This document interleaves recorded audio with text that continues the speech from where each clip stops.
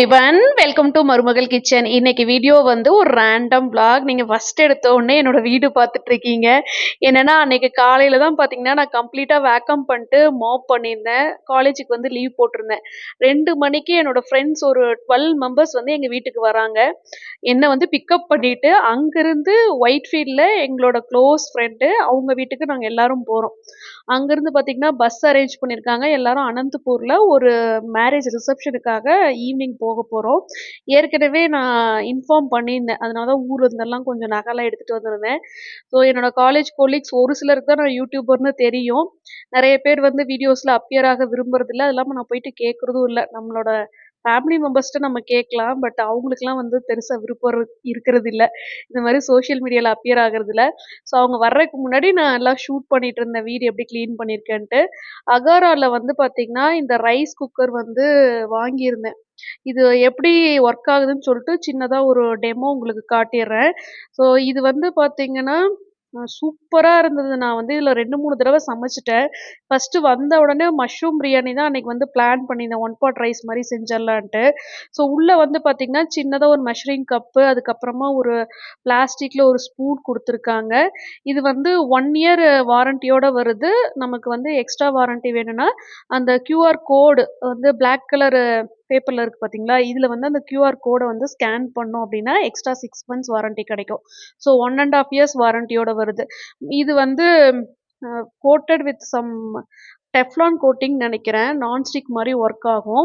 அ இந்த குக்கரோட main advantage என்னன்னு பார்த்தீங்கன்னா, நமக்கு அந்த விசில் வர மாதிரியெல்லாம் இருக்காது. கிளாஸ் லிட்ல வந்து ஒரு ஹோல் மாரி குடுத்துருக்காங்க.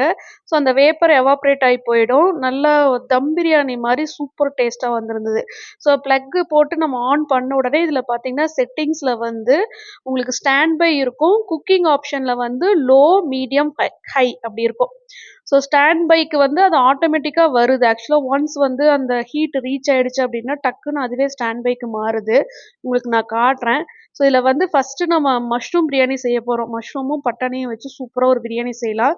இந்த ப்ராடக்ட்டோட பர்ச்சேஸ் லிங்க் நான் கீழ டிஸ்கிரிப்ஷன் பாக்ஸ்ல குடுத்துருப்பேன். இதோட பிரைஸ் வந்து நான் வாங்குனப்போ 2200 தான் இருந்துச்சு. 2200க்கு ஒரு நல்ல ப்ராடக்ட்டா இத நான் சொல்வேன். ஸோ ரெசிபியும் நான் இதில இன்க்ளூட் பண்ணியிருக்கேன். இஃப் சப்போஸ் இந்த மாரி குக்கர் இல்லைனாலும் நார்மலா நம்ம மஷ்ரூம் பிரியாணி நம்மகிட்ட இருக்கிற ஸ்டெயின்லெஸ் ஸ்டீல் குக்கர்ல எப்படி செய்யலான்றத நீங்க பார்த்துக்கலாம். நெறைய பேத்துக்கு இந்த மஷ்ரூம் ரெசிபி புடிக்குது. ரிப்பீட்டடா சொல்ட்டே இருக்கீங்க, நீங்க செய்ற மஷ்ரூம் பிரியாணி ரொம்ப நல்லா இருக்குன்ட்டு. ஸோ ஃபர்ஸ்ட்டு வந்து பட்டை, கிராம்பு இதெல்லாம் அ தாளிச்சதுக்கு அப்புறமா பெரிய வெங்காயம் வந்து தாளிச்சுட்டு, அ இஞ்சி பூண்டு பேஸ்ட் ஆட் பண்ணியிருக்கேன். காரத்துக்கு பச்சை மிளகா போட்டிருக்கேன். அப்புறம் தக்காளி பழம். இந்த தக்காளி பழம் வந்து நல்லா வதங்குறதுக்காக அந்த கிளாஸ் லிட் வச்சு நம்ம மூடி வச்சுட்டு, நல்லா கொஞ்சம் தக்காளி பழம் வந்து ஸ்மாஷ் ஆனதுக்கு அப்புறமா நம்ம வந்து மஷ்ரூம் ஆட் பண்ணணும். இது மாரி பிரியாணி எல்லாம் குக் பண்றீங்கன்னா, மஷ்ரூம் வந்துட்டு நீங்க இந்த மாரி ஸ்லைஸ் பண்ணுங்க. ரொம்ப அதாவது ஹரிசாண்டலா கட் பண்ணாம, இந்த மாரி தின் ஸ்லைசஸா வெர்டிகலா கட் பண்ணீங்கன்னா, உங்களுக்கு பார்க்கறதுக்கும் நல்லாருக்கும், சாப்பிடுறதுக்கும் ஒரு டிஃப்ரெண்ட் டேஸ்ட் கெடைக்கும். ஸோ மஷ்ரூம் வந்து கொஞ்சம் வதங்குறதுக்காக மறுபடியும் அந்த கிளாஸ் லிட் வச்சு நான் மூடி வச்சுர்றேன்.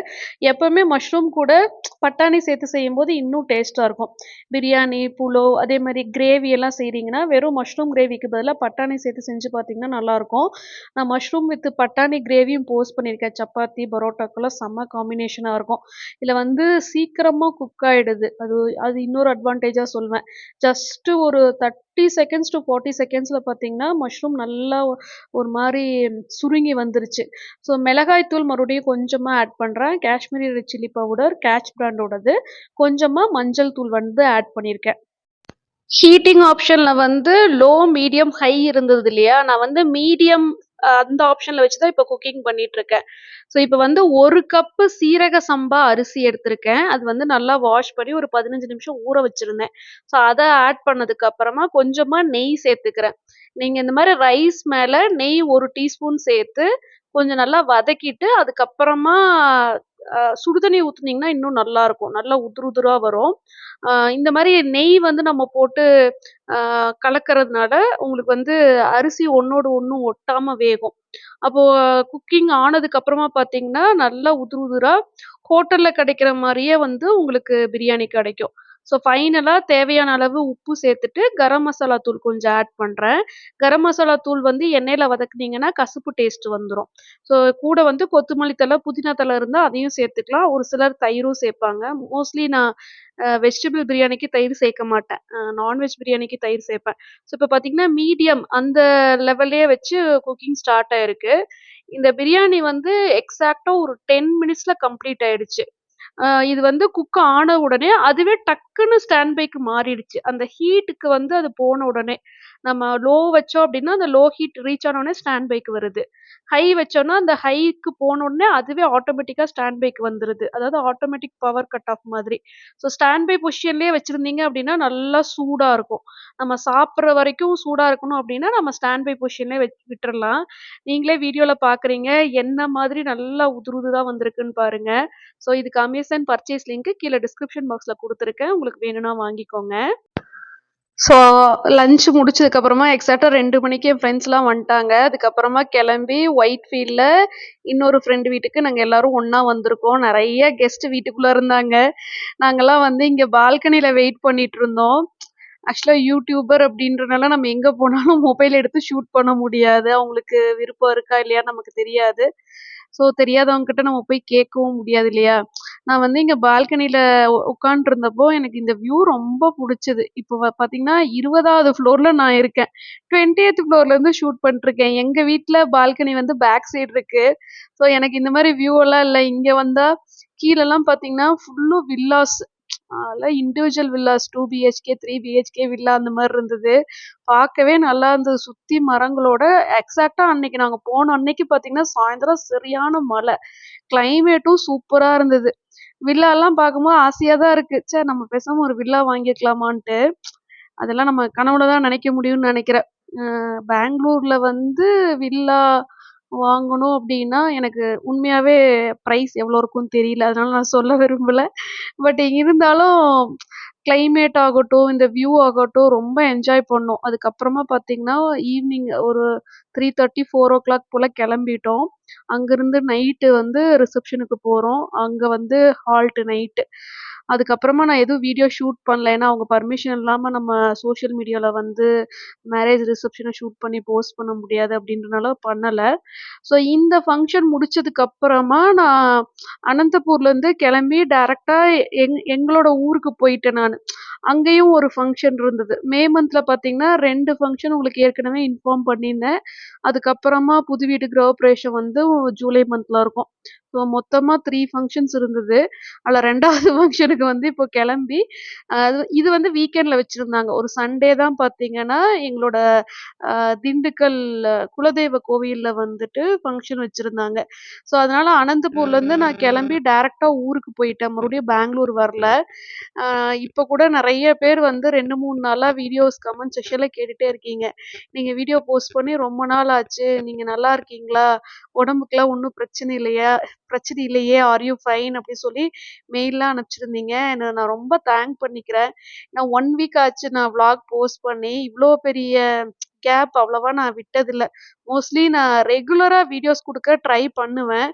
பட் இருந்தாலும் இந்த மாரி வீடியோஸ் போஸ்ட் பண்ண முடியாம போறதுக்கு ரீசன் பார்த்தீங்கன்னா, ரொம்ப பிஸியா போயிட்டுருக்கு லைஃப். அதுதான் உண்மையான ரீசன். அ என்னன்னா, ஃபுல் டைம் லெக்சரராவும் போயிட்டு, அதுக்கான ஒர்க்கும் வந்து நான் பண்ணணும். ஈவினிங் காலேஜ்லேருந்து வந்ததுக்கு அப்புறமும் எனக்கு ப்ரிப்பரேஷன் ஒர்க் இருக்கு. இப்ப நீங்க ஸ்கில் டெவலப்மென்ட் ப்ரோகிராம் ஐ மீன் ஸ்கில் டெவலப்மென்ட் புக் வேற நெறைய பேர் ரிக்வெஸ்ட் பண்ணியிருந்தீங்க. ஸோ அதுக்கான மெட்டீரியல்ஸ்லாம் கலெக்ட் பண்ணிட்டுருக்கேன்.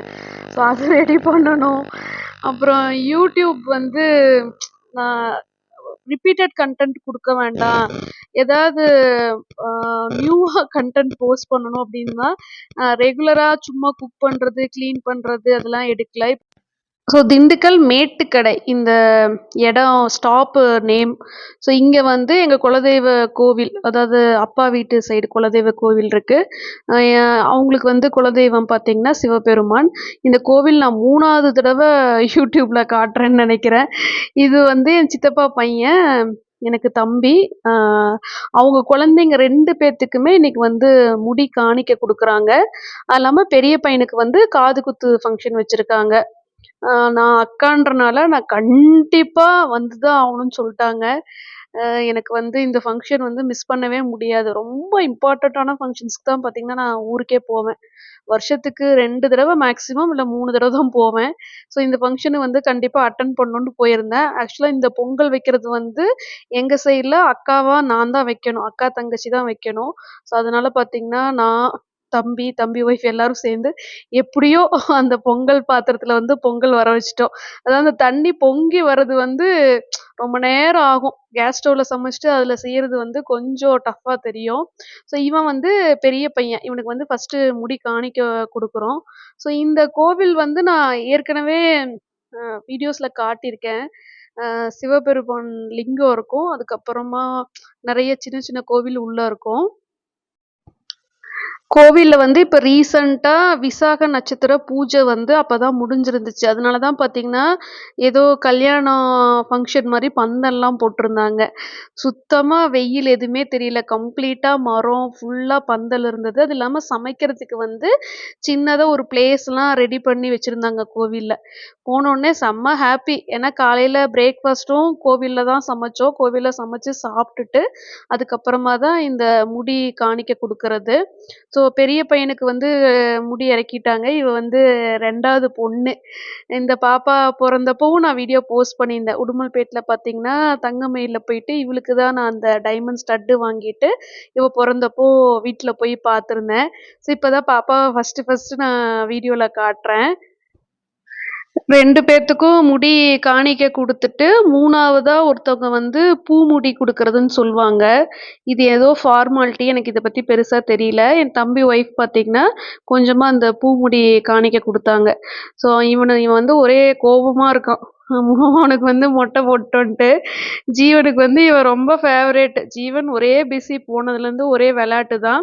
ஸோ இப்ப பார்த்தீங்கன்னா, காது குத்து ஃபங்ஷன் வந்து அந்த கோவில்ல நடக்கப் போது. சிவபெருமான் சன்னதியில நடக்கப் போது. அதுக்கு வந்து அ தட்டு சீர் வைக்கணும். ஸோ நான் வந்து என்னலாம் வாங்கிட்டு போணும்னு பார்த்தீங்கன்னா, தேங்காய் பழம், பூ, வெத்தல பாக்கு, பழங்க, அப்புறம் கண்டிப்பா ஸ்வீட்டு, காரம் இதெல்லாம் வைக்கணும். ஸோ ஆன் தி வே திண்டுக்கல்ல வந்து நிறுத்தி, இந்த பூ, பழம்லாம் வாங்கிக்கிட்டோம். அப்புறம் பூ, மாலை இது எல்லாமே எடுத்து வச்சுட்டுருக்கேன் நானு. சேனல்ல அவ்வளவா நான் ஃபங்ஷன் விளாக்ஸ் பெருசா போட்டதில்ல. ஒரு சில இம்பார்ட்டன்ட் ஃபங்ஷன்ஸ் மட்டும் தான் நான் போஸ்ட் பண்ணிட்டுருக்கேன். மேபி ஒரு சிலருக்கு இது பிடிக்கலான்னு நெனைக்கிறேன்.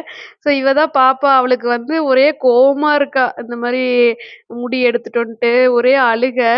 அவளுக்கு வந்து பட்டு பாவாடை சட்டை போட்டுட்ருக்காங்க. ஸோ இது பார்த்தீங்கன்னா, தம்பி ஒய்ஃபு அவங்க வீட்டு சைட்ல வந்து தட்டு சீர் வச்சிருக்காங்க. ஸோ இந்த தட்டு சீர் வந்து எப்படி வைப்பாங்கன்னு பார்த்தீங்கன்னா, மோஸ்ட்லி ஃப்ரூட்ஸ் தான் வைப்பாங்க. நெறைய ஃப்ரூட்ஸு, தேங்காய் பழம் இதெல்லாம் தான். ஒற்றைப்படையில தட்டு எண்ணிக்கை வைப்பாங்க. நாங்க வந்து டோட்டலா 13 தட்டு இருக்கிற மாரி வச்சிருக்கோம். 9, 11, 13 அந்த மாரி தான் வந்து வைப்பாங்க. ஸோ இப்போ வந்து காது குத்து நடக்க போகுது. அ பொங்கல் வந்து செஞ்சிருந்தோம் இல்லையா? அத வந்து சிவபெருமானுக்கு வச்சு, அவருக்கு வந்து பூஜை செஞ்சுட்டு, அதுக்கப்புறமா காது குத்து. ஸோ இன்னொரு விஷயம் நான் உங்ககிட்ட கேட்டுக்கிறேன். இந்த ஸ்கில் டெவலப்மெண்ட் புக்கு என்கிட்ட ரிக்வெஸ்ட் பண்ணவங்க இந்த வீடியோல கமெண்ட் பண்ணுங்க.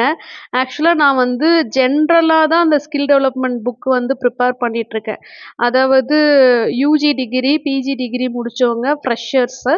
அதுக்கப்புறமா ஏற்கனவே ஒர்க்கு போயிட்டு ஒரு பிரேக் ஆனவங்க மறுபடியும் ஃபீல்டுக்குள்ள என்டர் ஆகணும் அப்படின்றப்போ, அந்த மாரி என்ன மாரி ஸ்கில்ஸ் வந்து நம்ம டெவலப் பண்ணிக்கிட்டா நமக்கு ஈஸியா இருக்கும் அப்படின்றது தான் பேசிக்கா ஸ்கில் டெவலப்மெண்ட் ப்ரோக்ராமோட ஒரு கான்செப்ட்டே.